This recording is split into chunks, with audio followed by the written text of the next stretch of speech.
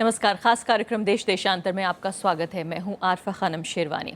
उपराष्ट्रपति मोहम्मद हामिद अंसारी ने कहा है कि आधुनिक दुनिया के लिए विविधता यानी कि डाइवर्सिटी अभी भी एक चुनौती है, जिसे बेहतर तरीके से समझने और उसका सामना करने के लिए खास रणनीति की जरूरत है। उपराष्ट्रपति मोरक्को के मोहम्मद वी विश्वविद्यालय में accommodative diversity in a globalising world the Indian experience इस विषय पर व्याख्यान दे रहे थे। भारत में इस्लाम, भारतीय मुसलमानों का लोकतंत्र में स्थान और भारतीय मॉडल किस तरह से दुनिया के लिए एक उदाहरण हो सकता है, इस पर भी उन्होंने प्रकाश डाला। भारत की बात करते हुए उन्होंने जोर दिया कि किस तरह से मुसलमानों ने भारत की संस्कृति को अपना लिया। साथ ही भारत में इस्लाम का सफ़र और सूफिज़म से उसके रिश्ते पर भी उन्होंने बातचीत की।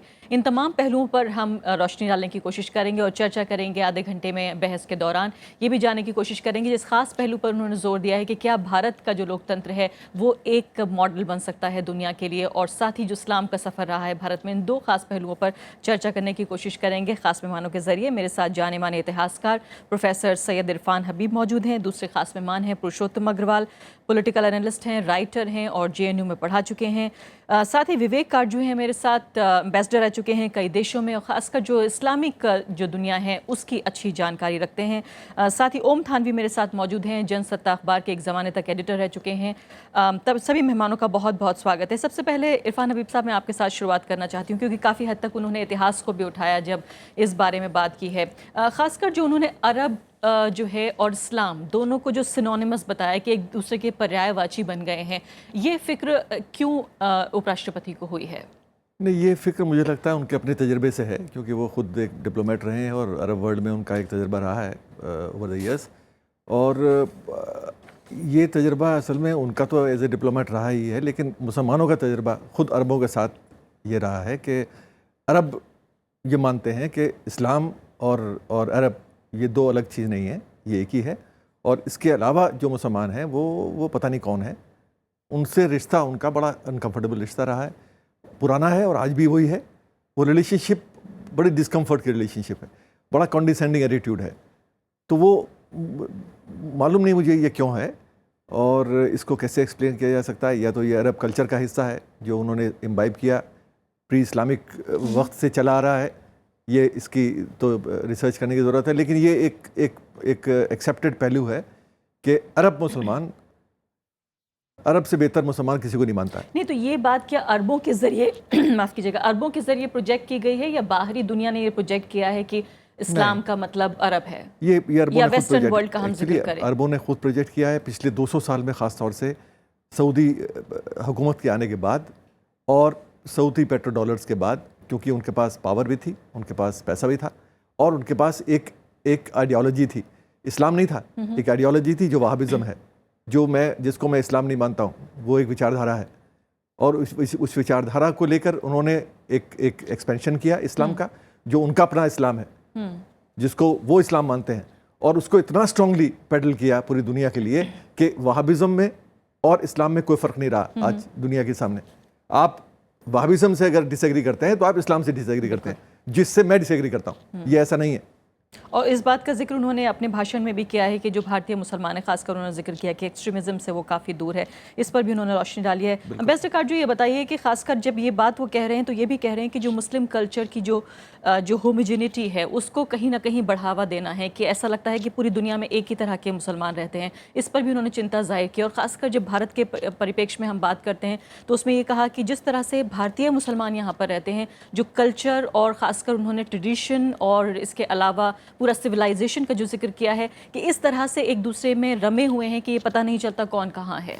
मैं एक शब्द कह लूँ, अगर जो प्रोफेसर साहब ने कहा, जो रूढ़िवादी नज्द के अरब हैं या अरब पेनिनसुला और देशों के हैं, वो तो ये मानते हैं कि साफ साफ मैं अगर कहूँ कि वो सच्चे मुसलमान हैं और जो दुनिया के मुसलमान हैं वो थोड़े से नीचे हैं। ये एक सही वाक्य है, लेकिन उनमें भी थोड़ा सा परिवर्तन आ रहा है।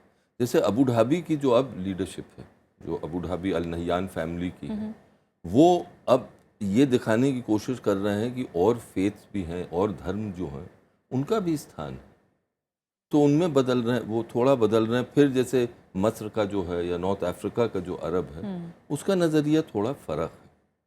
लेकिन आपने जो दूसरा प्रश्न उठाया कि जो अंसारी साहब ने कहा कि भारत में किस तरह से एक कॉम्पोजिट कल्चर उत्पन्न और इंडोनेशिया हुआ। को भी साथ साथ लेते जा रहे हैं, वो इंडोनेशिया बात में भी करते कहा, हुए। देखिए इंडोनेशिया का जो मुस्लिम है वो अपना जो एक उसका हिंदू कल्चरल पास्ट है उस पे वो काफ़ी गर्व महसूस करता है। उनके उसको नाम उसमें- देखिए, उनके शहरों के नाम देखिए, उनके पता नहीं शहरों के चलता। नाम देखिए। मैं एक वाकया बताऊं। एक बार मैं एक इंडोनेशियन एम्बेसी गया था, एक नेशनल उनके राष्ट्रीय दिवस का जलसा था। तो उस एम्बेसी में मैंने देखा कि 12 पेंटिंग्स लगी थी एक साथ और सब रामायण पर थी। तो मैंने पूछा एक से, तो उन्होंने कहा ये हमारी संस्कृति का एक हिस्सा है और हमें इस पे बहुत गर्व है। तो वो कंफर्टेबल है। अंसारी साहब ने बिल्कुल सही कहा कि यहाँ पर जो एक कल्चर उत्पन्न हुआ वो जो इस्लामिक वैल्यूज़ आई, जो हमारी अपनी जो एक हिंदू परंपरा से बौद्ध परंपरा से जो एक से संस्कृति निकली थी, उनकी मिंगलिंग हुई और ये सही है। और उन्होंने ये भी कहा है कि किस तरह से जो ये इस्लाम है इसका असर भारतीय संस्कृति पे पड़ा, उस पर भी उन्होंने जोर दिया है। नहीं, वो भी सही है कि कई वैल्यूज़ जो इस्लाम की हैं, जैसे समानता, वो हमारे कई जो थिंकर्स हैं, रिलीजियस लीडर्स थे, उन्होंने अपनाई। में तो कोई दो राय नहीं हो सकती। जी, पुरुषोत्तम अग्रवाल जी, ये बताइए फिलहाल कि वाइस प्रेसिडेंट का ये कहना है कि भाई 60% जो पूरी दुनिया के फॉलोअर्स हैं, जो मानने वाले हैं इस्लाम के, वो दरअसल एशिया पैसिफिक के देशों में रहते हैं। उसके बावजूद भी अरब जो है उस पर एक मोनोपोली है कि अरब थिंकिंग का मतलब इस्लामिक थिंकिंग, अरब सोच का मतलब इस्लामिक सोच। क्यों ऐसा कहने की ज़रूरत पड़ी है? क्या इसको अरब देश या अरब सोच पे वाइस प्रेसिडेंट की एक टिप्पणी भी माने हम? नहीं, वो अरब देश और अरब सोच पर तो टिप्पणी है ही, लेकिन वो अप्रत्यक्ष रूप से उस तरफ इशारा है जिसकी ओर इरफान ने अभी इशारा किया कि पेट्रो डॉलर के लालच में कहिए या प्रामाणिकता के लालच में कहिए, यानी हमारे अपने पड़ोस में जो एक पारंपरिक मुस्लिम अभिवादन रहा है, और बल्कि भारतीय संदर्भ में तो उसे मुस्लिम भी नहीं कहना चाहिए, एक सुरफा के बीच में अभिवादन चलता था, खुदा हाफिज, वो हमारे पड़ोसी देश में अल्लाह हाफिज में बदला जा चुका है। तो जब खुदा तक से ऐतराज है, हमारे यहाँ भी बदल रहा है। तो जब खुदा की जगह अल्लाह आ रहा है, तो इससे मालूम पड़ता है कि वो जिस चीज़ों की ओर इशारा कर रहे थे वो कितनी गहरी है। या रमज़ान जो है रमदान बन चुका है। रमज़ान में बदल रहा है। मैं जो बात कहना चाहता हूँ अरफा, दो बातें मैं कहना चाहता हूँ। एक तो ये कि बहुत अच्छा काम ये अंसारी साहब ने किया कि मोरक्को जैसे देश में एक यूनिवर्सिटी में ये बात कही। मैं यहाँ याद दिलाना चाहता हूँ, हम सब लोग याद करें, सन 68 में तत्कालीन राष्ट्रपति जाकिर हुसैन ने बहुत कमाल की बात कही थी, और संयोग है कि वो भी एकेडमिक थे। उन्होंने कहा था कि असल में भारत में जो एक डेमोक्रेटिक नेशन बिल्डिंग का तजर्बा है, इसमें सारी दुनिया के लिए सीखने को बहुत कुछ है। तो उस समय शायद उनकी बात को बहुत सीरियसली नहीं लिया गया, क्योंकि भारत आज़ाद हुए 22 साल हुए थे, समस्याएं थीं। लेकिन आज तो स्थिति ये है कि यूएसए में और इंग्लैंड में और दुनिया के तमाम देशों में घुमा फिराकर अलग अलग नामों से उन्हीं चीज़ों को अपनाया जा रहा है जो हमारे पॉलिटिकल और सोशल लाइफ का हमेशा से हिस्सा रही है। जैसे हमारे यहाँ डाइवर्सिटी, हम ये शब्द भले ही इस्तेमाल करें या ना करें, हम डाइवर्सिटी कहें या सेकुलरिज्म कहें, ये हमारे यहाँ एक पॉलिटिकल प्रिंसिपल नहीं है, ये बल्कि हमारे यहाँ रोज़मर्रा की ज़िंदगी की सच्चाई है। बिल्कुल नहीं, डाइवर्सिटी पे मैं जरूर आऊंगी और इसमें भारतीय परिप्रेक्ष्य में बात करूंगी। पहले इसी पर थोड़ा सा मैं जो बात कह रहा हूँ वो इसी से जुड़ी हुई है। देखिए, असल में इस्लाम के पूरे इतिहास को अगर आप देखें तो दुनिया के किसी भी धर्म की तरह एक डायनेमिक फोर्स के तौर पे इस्लाम जिस भी समाज में गया है, उसने उस समाज में कुछ कंट्रीब्यूट किया है, कुछ प्राप्त भी किया है। और ख़ास करके इस लिहाज से अगर देखें तो भारतीय या साउथ एशियन इस्लाम जो है, दक्षिण एशिया का इस्लाम, वो दुनिया के तमाम इस्लाम से निराला है। क्योंकि यहाँ अनलाइक इंडोनेशिया, ये कभी भी मुस्लिम मेजॉरिटी इलाका नहीं रहा। औरंगजेब के ज़माने में भी, औरंगजेब बहुत कट्टर माना जाता है, उसके ज़माने में भी साउथ एशिया की अक्सरियत गैर मुसलमानों की थी। इसके बावजूद यहाँ इस्लाम का योगदान और इस्लाम का यहाँ की चीज़ों से जुड़ना और यहाँ की चीज़ों से सीखना रोज़मर्रा के जीवन में, देखिए आप केवल एब्स्ट्रैक्शन में बात करें, किताबों पर बात करें, उससे नहीं होता। लेकिन जी, अरब इस्लाम से भारतीय इस्लाम को क्यों अलग करना चाहते हैं वाइस प्रेसिडेंट? क्या वो ये कहना चाहते हैं? बहुत सही कर रहे हैं, वो इसलिए सही कर रहे हैं कि अरब इस्लाम में जो एक अजीब तरह की एक रूपता, एक अजीब तरह की एक रेखीयता और कट्टरपन है, मोनोलिथिक एटीट्यूड है, भारतीय इस्लाम का एक्सपीरियंस है, और शायद ये भी बताना चाहते हैं, और ये भी बताना चाहते हैं कि भारतीय संस्कृति में इस्लाम का क्या योगदान रहा। देखिए, अब जो पुरुषोत्तम जी कह रहे हैं, एक जो मैं आपको उदाहरण दूं, जैसे आज अगर कोई मुस्लिम कवि कोई ऐसी कविता लिखे जिसमें ये कहा गया हो कि मैं मथुरा के एक ग्वाले के चरणों में बार बार गिर जाना चाहता हूं और चाहता हूं कि मेरा कई बार जन्म हो, और जब भी जन्म हो तो मैं ब्रज की जो है मिट्टी बनूं, ताकि वहां वो कृष्ण के पांवों से, तो फतवा आ जाएगा। किस तरह के फतवे आएंगे? रसखान के खिलाफ कोई फतवा जारी नहीं। आती इरफान हमीद सर, मैं आपकी तरफ, लेकिन ओम थानवी जी इंतजार कर रहे हैं, उनसे भी बातचीत करते हैं। ओम थानवी जी, ये बताइए कि जो पूरा भाषण है काफ़ी फैसिनेटिंग है, इसमें कई जो शब्दों का इस्तेमाल किया गया और कई जो पहलू उठाए हैं उपराष्ट्रपति में, काफ़ी ध्यान देने वाले हैं। उसमें एक बहुत महत्वपूर्ण बात है, शायद आपकी भी दिलचस्पी हो इसमें, उन्होंने जो भारत में इस्लाम के सफ़र पर बात करना चाहते हैं कि किस तरह से भारत जो है अरबों से पहले के में जो है भारत में जिस तरह से इस्लाम आया और ख़ासकर जो सूफिज़म से उसका रिश्ता रहा, किस तरह से जो सांस्कृतिक रूप से और सभ्यता के हिसाब से, उन्होंने कंडीशनल भी उसको कहा है, कंडीशंस के हिसाब से भी जो आपस में मेल जोल हुआ वो कितना दिलचस्प है। देखिए, मेरे ख्याल में जिस अभी मौके पे बात कही गई है, यूरोप के और अमेरिका के रिश्ते जिस तरीके से मुस्लिम देशों के साथ में निरंतर बदलते आए हैं और अभी बदल रहे हैं, और भारत में जिस तरह का परिवेश है और ख़ासकर आज भी, तो इसलिए ये जो एक बारीक रेखा है उसकी तरफ ध्यान दिलाना ज़रूरी है। और जो दक्षिण एशिया का जो मुस्लिम समुदाय है और जो अरब का मुस्लिम समुदाय है, उसमें कई चीज़ें तो बहुत ज़ाहिरा तौर पे बहुत अलग हैं। नहीं, जैसे हम लोग संगीत में या कलाओं में अगर हम इस हमारे समुदाय से मुस्लिम समाज को अलग कर दें तो पूरा का पूरा एक तरह का खालीपन जो है वो होता है। ये चीज़ जो है वो आप अरब समाज से जोड़ करके उस रूप में नहीं देख सकते हैं। तो मेरे ख्याल में इस समाज के मुसलमान को और जो अरब का एक एफ्लुएंट जो समाज है उसको जिस तरह से उन्होंने, और बड़ा मेरे ख्याल में सलीके के साथ में, बहुत ज़्यादा कोई बहुत उसको उस रूप में कि उनको भी कोई चोट न पहुँचे, मेरे ख्याल में जिस तरह से बात उन्होंने जिस मौके पे कही है वो बिल्कुल वाजिब है। आपको ख्याल होगा वीएस नायपाल ने अपनी किताब में बार बार इस पर जोर दिया कि यहाँ जो भारत में जब कहते हैं तो आप पाकिस्तान और बांग्लादेश भी शामिल मान लें, यहाँ जो मुसलमान हैं वो तो लगभग सारे जो हैं वो हिंदू ही हैं, है ना। सवाल इस बात का नहीं है, वो आज मुसलमान अगर हैं, जितने भी प्रतिशत लोग हैं जो बाद में कन्वर्ट हुए हों, उनकी तहजीब, उनकी संस्कृति, उनका खासकर सूफीवाद में जो योगदान है, और जो मैंने कहा कि कलाओं में और संगीत वगैरह में, वो चीज़ें अलग बनाती हैं, उनकी पहचान को अलग पहचान देती हैं अरब समाज के मुसलमान से। तो मेरे ख्याल में बहुत उन्होंने जो है बात और वाजिब मौके पे कही है, ताकि उस चीज़ की जो बारीकी है उसको समझा जाए। बिल्कुल। और इसको मैं मौजूदा जो राजनीतिक परिस्थितियां हैं अगर उससे भी कुछ जोड़कर देख सकूं, सैयद इरफान हबीब साहब, इन्होंने अब जब डाइवर्सिटी का जिक्र किया है और कहा है कि दरअसल डाइवर्सिटी को अपनाना या उसके हिसाब से पॉलिटिकल स्ट्रक्चर और सोशो इकोनॉमिक पॉलिसीज़ बनाना ये कोई ऑप्शन नहीं है, ये विकल्प के तौर पर नहीं देखा जा सकता, बल्कि ये करना ही होगा, ये ज़रूरत है, वरना इसकी अगर नहीं करते हैं एग्जिस्टेंशियल रियलिटी उन्होंने, जी हाँ, एग्जिस्टेंशियल रियलिटी उन्होंने कहा है कि अनप्लेजेंट कॉन्सिक्वेंसेज होंगे, ऐसे नतीजे होंगे जो कि बहुत ज़्यादा खुशनुमा नहीं होंगे। एक बात उन्होंने ये कही है, लेकिन दूसरी तरफ ये भी कहा है कि भारतीय मुसलमानों को इस बात का बहुत फ़ायदा पहुंचा कि संविधान में जो प्रोविजंस थे, जिस तरह के अधिकार दिए गए नागरिकों को, वो भारतीय मुसलमानों को भी मिले। तो दो तरफा बात वो कह रहे हैं कि एक तरफ चेता रहे हैं कि अगर आप डाइवर्सिटी या इंक्लूजन का ध्यान नहीं रखते हैं तो किस तरह के नतीजे हो सकते हैं, दूसरी तरफ ये भी बता रहे हैं भारतीय मुसलमानों को कि उन्हें किस तरह के फ़ायदे हुए भारतीय संविधान में जिस तरह के प्रावधान मिले। ये बताना क्यों ज़रूरी है इस समय पर? देखिए,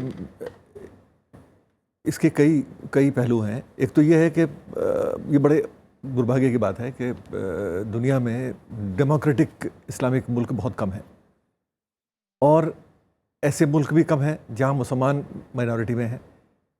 50+ कंट्रीज़ हैं जो मुस्लिम मेजॉरिटी कंट्रीज़ हैं, और उनमें एक ही तरह की सरकार है, उसमें डेमोक्रेसी आमतौर से नहीं है। हिंदुस्तान एक तो जो पहले कहा गया एक मुसलमान यहाँ पे माइनॉरिटी की तरह से हैं और एक स्ट्रॉन्ग माइनॉरिटी की तरह से हैं, डाइवर्स एंड स्ट्रॉन्ग माइनॉरिटी।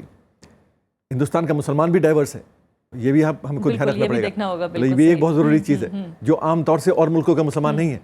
यहाँ के मुसलमान जैसे हम जैसे लोगों का ताल्लुक केरला के मुसलमान से कुछ नहीं है, सिवाय कि इस्लामी कॉमन है। या कर्नाटक और उत्तर प्रदेश में कितना फर्क होगा। जबान अलग, पोशाक अलग, खाना अलग, ये सब, तो ये डाइवर्सिटी हमारी मुसलमानों में भी है, तो ये हिंदुस्तान की डाइवर्सिटी का हिस्सा है। तो उस कॉन्टेक्स्ट में जो मुसलमानों को अधिकार मिले हैं हिंदुस्तान में, वो अधिकार आमतौर से मुसलमानों को अपने मुल्कों में नहीं मिलते, जो इस्लामी मुल्क हैं। वहाँ से दौड़ दौड़ के यूरोप और अमेरिका जा रहे हैं मुसलमान, उन्हीं अधिकारों को पाने के लिए वो डेमोक्रेसीज में जिए, सांस लें खुले माहौल में। तो ये एक बड़ी अनफॉर्चुनेट बात है जो मुस्लिम इस्लामिक मुल्कों में रही है, और इसको उन्होंने अंसारी साहब ने हाईलाइट किया, और जो बहुत ज़रूरी है, हाईलाइट करना चाहिए था आज के कॉन्टेक्स्ट में, ख़ास तौर से जो हमारे देश में हो रहा है। मैं ये आपसे जानना चाहती थी कि क्या इसमें ये मौजूदा कॉन्टेक्स्ट भी है, मौजूदा कॉन्टेक्स्ट भी है, वो चेता रहे हैं कि अनप्लेजेंट हो सकते हैं consequences। बिल्कुल वो आज का जो कॉन्टेक्स्ट हिंदुस्तान का है, उसमें ये कहना बहुत ज़रूरी था कि हम किस किस्म के मुल्क हैं और हमें उसी तरह का मुल्क रहना चाहिए बावजूद हमारी कमियों के। दूसरी चीज़ मैं इसमें जोड़ना चाहता हूँ, जो पुरुषोत्तम भाई कभी कह रहे थे, जो साउथ एशियन इस्लाम है, वो तो मैं उसको अब साउथ एशियन इस्लाम नहीं कहता, मैं प्रीफर करता हूँ इंडियन इस्लाम, क्योंकि साउथ एशिया के दो हिस्से हैं, उनकी शक्ल जो बिगड़ी है वो अरब शक्ल से बेहतर नहीं है, क्योंकि पाकिस्तान आज अपने आप को साउथ एशिया का हिस्सा नहीं मानता है। उसे साउथ एशियन इस्लाम ही कहना पड़ेगा। कहना पड़ेगा, लेकिन जो रियलिटी है बिल्कुल बदल, वो खुद महसूस करते हैं अपने आप को अरब का हिस्सा, अरब कल्चर का हिस्सा। तो ये एक बड़ा दुर्भाग्य की बात है। तो इसलिए हमारा जो इस्लाम है, इंडियन इस्लाम, इंडियन मुस्लिम, इंडियन इस्लाम, वो बहुत डिस्टिंक्टिवली अलग है बांग्लादेश और पाकिस्तान के मुसलमान से। जी एम्बेसडर कारजू, ये बताइए डाइवर्सिटी की जो बात है, हालांकि आप डिप्लोमेट हैं, ज़रूर इंटरनेशनल स्तर पे बात करना चाहते हैं, लेकिन जो मौजूदा घरेलू स्थितियां हैं मैं उस पर भी आपसे चर्चा करना चाहती हूँ कि इसमें खासकर जो उन्होंने कहा है सोशो इकोनॉमिक पॉलिसीज़ का जो जिक्र किया है, क्या ये एक टिप्पणी है कि भारत में इसको लेकर एक तरह की कमी देखी जा रही है, जहाँ डाइवर्सिटी और इंक्लूजन जो है जितना होना चाहिए, जो संविधान ने कहा, जो हमारे लिए एक पवित्र किताब है कि उस हिसाब से देश को चलना चाहिए था, क्या वैसा नहीं हो पा रहा है? उनकी चिंता नज़र आ रही है वाइस प्रेसिडेंट। इस्लाम पर अगर एक शब्द मैं कह लूँ, मुझसे जो अफ़गान जिहाद के मशहूर लीडर थे अहमद शाह मसूद, उन्होंने एक बार जिक्र किया तालिबान के इस्लाम के बारे में। वो देवबंदी वहाबी हैं, उनका इनका इस्लाम मुझे समझ नहीं है। और वो अहमद शाह मसूद बहुत ही पायस मुस्लिम थे। तो मुझे लगता है कि हमारा जो हमारे जो लीडर्स हैं, इस मुस्लिम लीडर्स हैं, उनको ख़ास तौर से ध्यान देना पड़ेगा कि जो अरब दुनिया से एक ये लपटें जो बह रही हैं उनको कंट्रोल किया, कि हमारा जो इस्लाम की रूपरेखा है वो पाकिस्तान और बांग्लादेश की तरह नहीं हो, और इसमें रोल जो मुस्लिम समुदाय है उनके लीडर्स का है। फिर आता आप क्या सामाजिक सोशल लीडर्स का आप जिक्र कर रहे हैं? Social leaders, political leaders, community leaders, इनका है एक। फिर जो दूसरी बात जो है वो यहाँ पर न्याय तो, सामाजिक न्याय तो सबके साथ होना चाहिए, इसमें दो राय कैसे नहीं, लेकिन एक लोकतंत्र में जो एक धार्मिक अल्पसंख्यक की जगह होती है उस पर भी बात हुई है कि अधिकार तो उसे मिले, लेकिन जो उसके अधिकार थे उनका क्या हुआ? देखिए, अधिकार पूर्ण मिलने चाहिए, लेकिन एक शब्द में कह दूं, वो ये है कि हर समाज में, मेरा जो अनुभव रहा है बतौर डिप्लोमेट के, कि हर समाज में एक पब्लिक कल्चर हो, उससे हम दूर नहीं हट सकते। हमारे वहाँ भी पब्लिक कल्चर बदला है। जो मध्यकालीन भारत का पब्लिक कल्चर था, फिर जब अंग्रेज़ों की शासन था, वो अलग था, आज भी बदल रहा है। लेकिन इसके माने ये नहीं कि जो माइनॉरिटीज़ हैं, जो अल्पसंख्यक हैं, उनको उनके पूर्ण अधिकार नहीं मिले। उसके माने ये नहीं कि वो अपना जीवन जिस तरह वो चाहें वो नहीं कर सके। लेकिन जो विमर्श बदला है पिछले कई साल में, जो हम देख रहे हैं, मुझे लगता है इस विमर्श को फिर जो बदला है उसको संभालने के लिए हमारे जितने वर्ग हैं, जितने समुदाय, सबको मिलके काम करना पड़ेगा, और उंगलियां उठाने से इसका हल नहीं निकले। बिल्कुल। पुरुषोत्तम अग्रवाल जी, इसमें जो सबसे महत्वपूर्ण पहलू है जो मैं उठाना चाहती हूँ वो ये है कि जो इंडियन मॉडल का उन्होंने जिक्र किया है। पहले तो मुझे यही बताइए आपके इंडियन मॉडल आखिर क्या है, क्या कहना चाहते हैं उपराष्ट्रपति? देखिए, इंडियन मॉडल की अगर आप बात करें तो हमें संविधान से भी कुछ वर्ष पहले कांग्रेस के कराची प्रस्ताव में जाना होगा, और वो बहुत महत्वपूर्ण बात यह है कि वो प्रस्ताव अपने ओरिएंटेशन में लेफ्ट ऑफ द सेंटर माना जाता है, और उस कांग्रेस की अध्यक्षता सरदार वल्लभ भाई पटेल ने की थी। और उस प्रस्ताव को ड्राफ्ट करने में कांग्रेस के चारों बड़ों नेताओं का योगदान था, गांधी जी, पटेल, सुभाष बोस और नेहरू। और एक तरह से जो आपका संविधान है और उसकी जो सामाजिक चिंताएं हैं, वो सब की सब जड़ें जो हैं वो कराची कांग्रेस के प्रस्ताव में मौजूद हैं। चाहे वो सिविल राइट्स की बात हो, चाहे वो मजदूरों के अधिकारों की बात हो, चाहे वो अल्पसंख्यकों के अधिकारों की बात हो। तो जब अंसारी साहब इंडियन मॉडल की बात कर रहे हैं तो वो हमारे स्वाधीनता संग्राम में विकसित हुए उन वैल्यूज़ की बात कर रहे हैं जिनको हमने कॉन्स्टिट्यूशन में एक तरह से फॉर्मलाइज करने की और सामने रखने की कोशिश की है। इंडियन मॉडल इसलिए भी महत्वपूर्ण है और दुनिया भर को इंडियन मॉडल से सीखना पड़ेगा, जैसा कि डॉक्टर जाकिर हुसैन ने कहा था कि हिंदुस्तान ऐसा अनोखा मुल्क है जिसमें केवल मुसलमान ही नहीं, किसी भी समुदाय के भीतर डाइवर्सिटी में डाइवर्सिटी है। जिस तरह से यूपी का एक मुसलमान केरल के एक मुसलमान से बहुत भिन्न है, उसी तरह यूपी का एक हिंदू भी तमिलनाडु के एक हिंदू से बहुत भिन्न है। यूपी में बहुत सारे लोग ये जानते भी नहीं है कि मुरुगन किस देवता का नाम है। ये बहुत स्पष्ट बात है और दोनों हिंदू हैं और कोई उसमें हर्ज नहीं है, कोई ताज्जुब की बात नहीं है। इसलिए हमारी ऐतिहासिक स्थिति ऐसी रही है। रविंद्रनाथ ठाकुर ने जब कहा था तो बिल्कुल ठीक कहा था कि भारत एक महामानव समुद्र है। तो वो महामानव समुद्र एक पारंपरिक समाज से एक आधुनिक राज्य में बदल रहा है और बहुत सारी समस्याओं, बहुत सारी हिंसाओं, बहुत सारे एक्सक्लूजन्स के बावजूद ऑन दी होल हम उस पिछले 60-65 साल के एक्सपेरिमेंट को डिसमिस नहीं कर सकते। हम ये नहीं कह सकते कि पिछले 60 साल में कुछ हुआ ही नहीं। लेकिन आप कह रहे हैं बदल रहा है, बदला है, आधुनिक बन रहा है। हाँ, बन रहा है, ऑफ कोर्स ये बहुत ध्यान देने वाली हाँ, बात है। ऐसा मैं नहीं कह रहा हूँ कि भारत एक है। आदर्श आधुनिक समाज बन गया है, बन रहा है।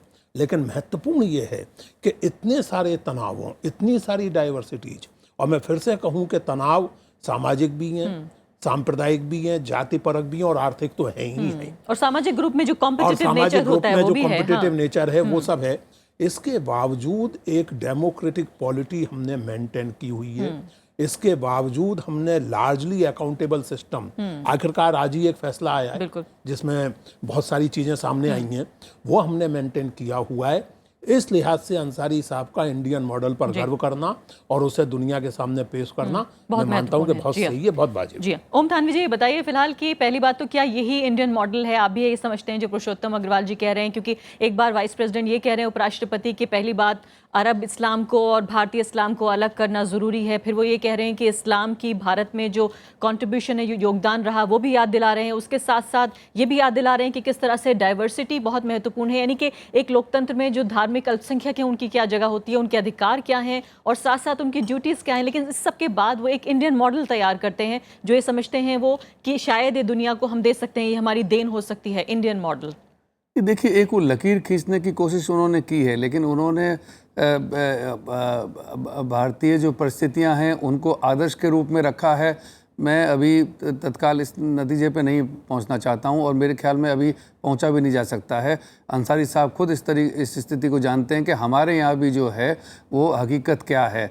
ये ठीक है कि जो एफ्लुएंट सोसाइटी अरब समाज की है वो उस तरह का समाज हमारे यहाँ नहीं है, लेकिन हमारे यहाँ भी इस्लाम को या जो समाज है, हमारा अपना समुदाय, उसको किस तरह की परिस्थितियों से, अभी पुरुषोत्तम अग्रवाल साहब ने इशारा किया जो गुलबर्गा सोसाइटी वाला फैसला अदालत का आ जाए, आप 14 साल बाद में भी न्याय के लिए एक समाज इसलिए कि दूसरा समाज ज़्यादा सुविधाओं के बीच में है और एक समाज जो है वो ज़्यादा बल्कि कहना चाहिए कि तिरस्कार के भाव में अपने आप को समझता है कि वो जीता है। तो इसको कोई बहुत आदर्श वो मान के चलते हों और सच्चाई को अंसारी साहब न जानते हों, ऐसा मैं नहीं मानता हूं। लेकिन ये ज़रूर है कि यहाँ का जो समाज है वो अपने ढंग से विकसित हो रहा है, अपने ढंग से उसकी पहचान है। वो पहचान उस अरब के समाज से बिल्कुल जुदा हो जाती है। उसके संघर्ष अपने हैं। जिस तरह के सांप्रदायिक भेदभाव के लिए यहाँ का समाज जूझ रहा है, उस तरीके से उनको तो वहाँ नहीं जूझना पड़ता है। तो उनका इशारा जो है, वो जो बारीकियों की तरफ इशारे कर रहे हैं, मेरे ख्याल में वो इशारे जो हैं सिर्फ ये इतना जताने के लिए नहीं है कि हमारा समाज आदर्श समाज है। हमारा समाज जो है उसमें भी कई तरह की मुश्किलों से और कई तरह की चुनौतियों से जूझना पड़ रहा है, पर वो समाज बनता हुआ समाज है और इन चुनौतियों के बीच से एक समाज जो है किसी मुकाम पे पहुंचने की कोशिश करेगा, लेकिन वो अलग समाज है, इसकी तरफ इशारा है। लेकिन आदर्श समाज जो है वो तो हम भी जानते हैं कि किस तरह की स्थितियों से जो है और खासकर मौजूदा दौर में जो है हमारे समाज गुजर रहे हैं, इस चीज़ को अंसारी साहब भी जानते हैं। एक टिप्पणी कहना नहीं, मैं आपसे पूछना चाहती हूँ कि इन तमाम इम्परफेक्शंस के साथ जिस तरह की खबरें बाहरी दुनिया में जाती हैं, आप जानते हैं कि किस तरह से एक गांव बन चुकी है पूरी दुनिया, इस सब के साथ भी क्या हम ये कह सकते हैं कि हमारा देश या हमारा एक मॉडल बन चुका है? क्या ये इम्परफेक्शन के बावजूद भी मॉडल है? हम क्यों कह सकते हैं?